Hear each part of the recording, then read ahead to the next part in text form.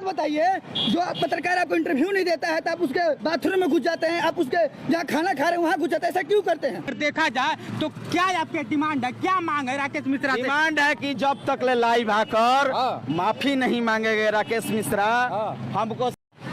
नमस्कार दोस्तों, जिस तरह से देख रहे हैं मनीष जी हैं, मनीष जी को बार बार भोजपुरी कलाकार इनको बदतमीज बोलते हैं राकेश मिश्रा जी। तो ये होंगन आरती न्यूज या गंगा न्यूज चलाए वाला पत्रकार, इनकर रिलाई कैले बड़न राकेश मिश्रा। चुतिया कहूँगन और भी जौन कहे के बाद कहूँगन, इनकर इहे रूल बा कि जहाँ मन बा तहाँ माइक लेके घुस जाता।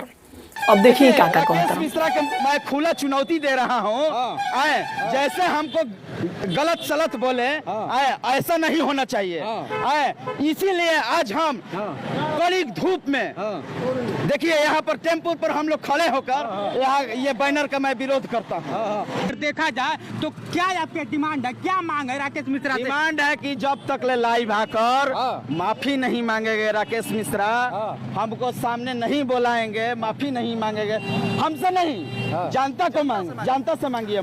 अब देखिए ये कहता रहन कि राकेश मिश्रा हई है कैले बाड़न। राकेश मिश्रा इनकरा से माफी मांगस। दिमाग खराब मत करो, तारा से सारे ये एक जैसा रिपोर्टर बासन मुंह लेके कहीं माइक लेके घुस जाता रहसन।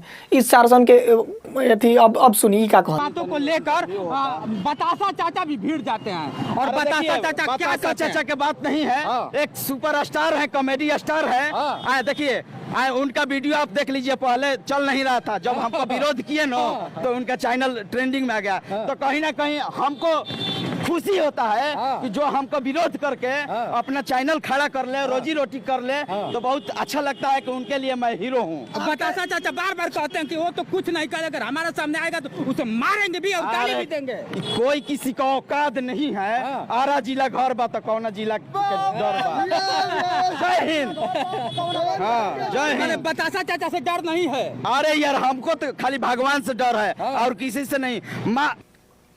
अब बतासा चाचा उनकरा बारे में सब अच्छा, माने तारा बिना वो स्टार ना रहलन। अच्छा माने वो स्टार ना होन, तू तारा चलते उनकर माने वीडियो ट्रेंडिंग में आ गई। वाह सैल्यूट बा।